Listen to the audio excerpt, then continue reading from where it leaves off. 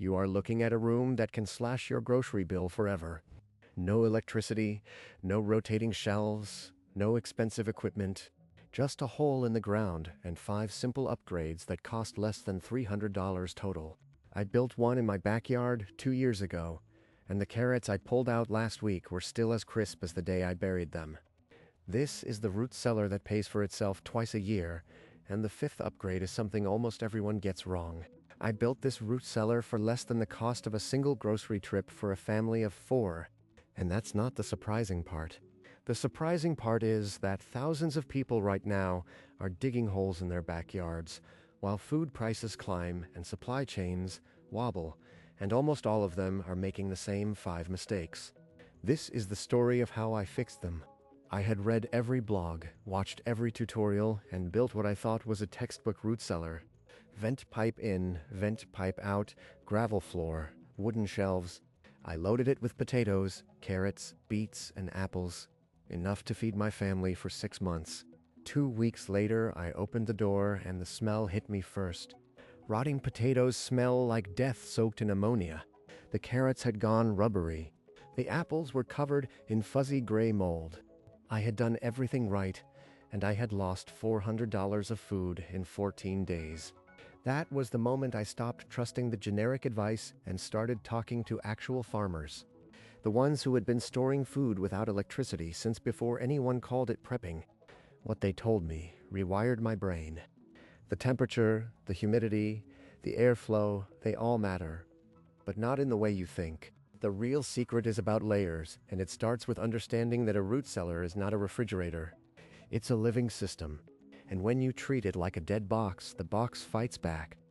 I needed 5 specific fixes, and each one built on the next, leading to something I never expected. Something that made my carrots last 8 months. The first fix was not about the room. It was about what was inside the room. I drove out to meet a farmer named Harold who had been storing vegetables in the same stone cellar since 1972. I told him my carrots went rubbery. He didn't ask about my vents or my floor. He asked what I was storing them in. I said, plastic bins with lids. He closed his eyes like I had just insulted his grandmother. Then he walked me into his cellar and showed me a wooden crate full of sand. He reached in and pulled out a carrot that had been buried for 7 months. It snapped in half with a sound like a green twig. Sand, he said. Damp, not wet. And never plastic. Plastic traps ethylene gas.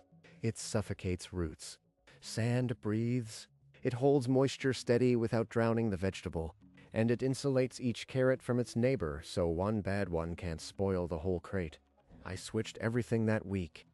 Carrots into sand. Beets into sand. Turnips into sand.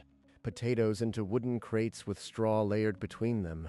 Apples got wrapped individually in newspaper.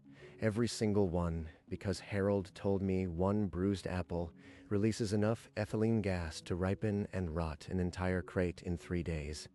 That was my first upgrade, and it cost me $16 for 3 bags of play sand and a roll of newspaper.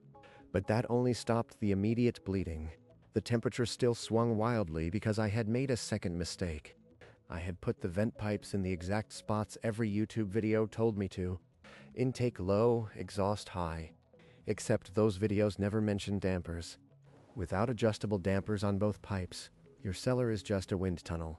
On a windy winter night, cold air would blast through the intake, freeze everything near the floor, and suck all the humidity out the exhaust.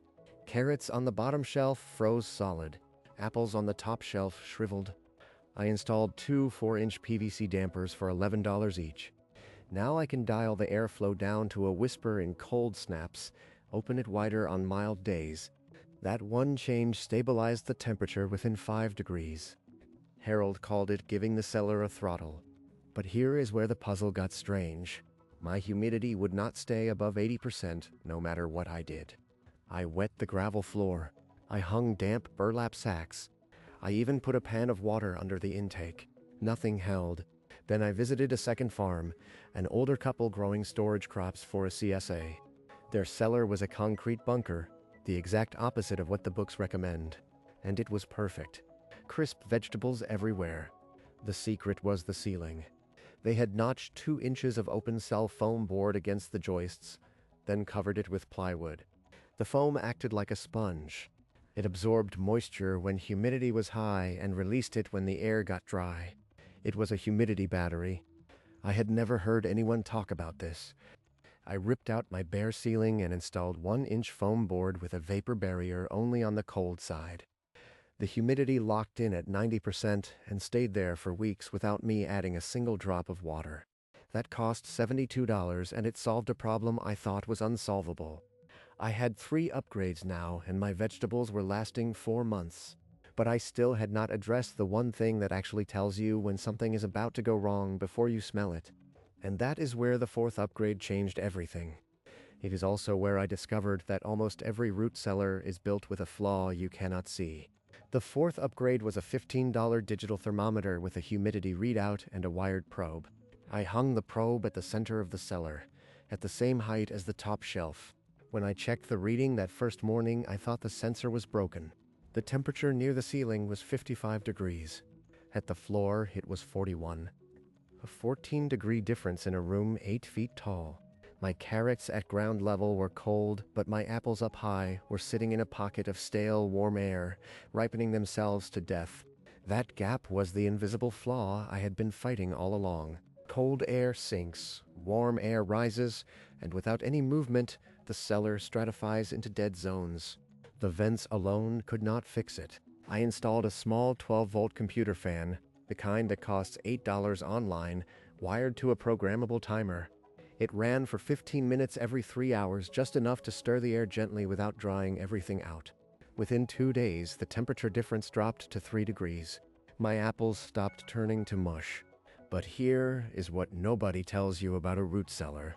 You can have perfect airflow, perfect humidity, perfect storage bins, and still lose everything if you forget what month it is. By mid-March, my cellar temperature had crept up to 46 degrees. The outside air was still cold at night, but the earth itself was warming. And the flaw you cannot see, the one buried in every diagram and every homesteading manual, is that the ground around your cellar is not a constant. It has a seasonal lag. The dirt that kept your vegetables cool all winter is now a heat source. And in April, it can push your cellar past 50 degrees, which tells every potato and every carrot one thing: wake up, grow. Wrote, I needed a 5th upgrade, something that cost nothing and that almost everyone gets wrong. I remembered reading about ice houses from the 19th century. Before refrigeration, families stored ice cut from frozen ponds in insulated buildings, and it lasted all summer. So I tried it on a root cellar scale. During the last cold snap of winter, I filled 8 one-gallon water jugs and left them outside overnight. They froze solid. I stacked them on the coolest side of the cellar floor. They absorbed heat as they melted, pulling the temperature back down to 38 degrees. When a mild night came, I rotated the half-melted jugs back outside to refreeze. It cost nothing. It used no electricity inside the cellar. And it worked. The temperature held through April and into May. The carrots stayed crisp. The beets stayed firm. The potatoes never sprouted. For the price of a digital thermometer and a few ice jugs, I had built a seasonal override that cost the oil industry nothing to compete with. And when I did the final tally of all 5 upgrades, the number staring back at me was less than my last Costco run. $87. That is the total for all 5 upgrades. Sand, dampers, foam board, a thermometer, and 8 water jugs. Less than a tank of gas. And when I opened the cellar door in late May, 7 months after I had buried the last carrots, I pulled out a crate of orange roots that were still hard, still sweet, still so alive that the tops tried to regrow when they hit the light. I made a stew that night with carrots that had outlasted an entire winter and half a spring. My grocery bill had already dropped so fast I thought the supermarket would call to check if I was alive. I tracked it. From October to May, I bought exactly 0 carrots, 0 potatoes, 0 beets, 0 turnips, and 0 apples. The cellar held 400 pounds of food. At organic prices, that was well over $1,200. Subtract the $300 I spent building the cellar itself. Reclaimed cinder blocks, a salvaged steel door, a dirt floor, and the $87 for the 5 upgrades. I was in profit before Christmas, but the real payoff was not the money. It was looking at a pile of potatoes in late March while the news was talking about supply chain breakdowns and produce shortages, and knowing my family could eat for another 3 months without a single trip to the store. That feeling is not just security, it is quiet defiance, and it all works because a root cellar is not a machine, it's a climate. The sand is the skin that breathes. The dampers are the lungs. The foam board is the sponge that holds the humidity steady. The fan is the heartbeat that keeps the air alive so that the cold at the floor reaches the apples on the top shelf. And the ice jugs are the memory of winter, freezing when the world is still cold, melting when the earth tries to wake everything up early. None of this requires a contractor, a permit, or a single watt of power. The earth does the work. Now, here is the detail that almost nobody says out loud. The one that turns this from a gardening project into something that actually threatens the way food is sold. You do not need a basement. You do not need a hillside. You can bury a 55-gallon food-grade drum in the ground behind a rental house, pack it with sand and carrots, and pull out perfect vegetables 4 months later. I know because I helped a friend do exactly that. He dug a hole in a weekend, spent $40 on a barrel, and stored enough roots to skip the produce aisle until the farmer's market opened again. This is not theory. It is a technology older than the United States, and it was quietly pushed aside when refrigerators showed up and electricity got cheap. But every time the grid wobbles, every time food prices spike, the question returns. Why are we not doing this anymore? Because someone sold us the idea that old knowledge is obsolete, that a cold room in the ground cannot compete with a stainless steel box that costs $800 and dies in 10 years. My cellar has no compressor to fail, no freon to leak, no power cord to unplug. It will outlive me. And that, more than any carrot or potato, is the argument that the people selling you things do not want you to hear. And once you know how to store food without a single moving part, you start to wonder what else was quietly taken off the table. What other old knowledge got buried under a mountain of marketing so that you would stay dependent on a system you never voted for? For me, the root cellar was just the beginning. It opened a door to a whole set of skills that don't require a grid, a subscription, or anyone's permission.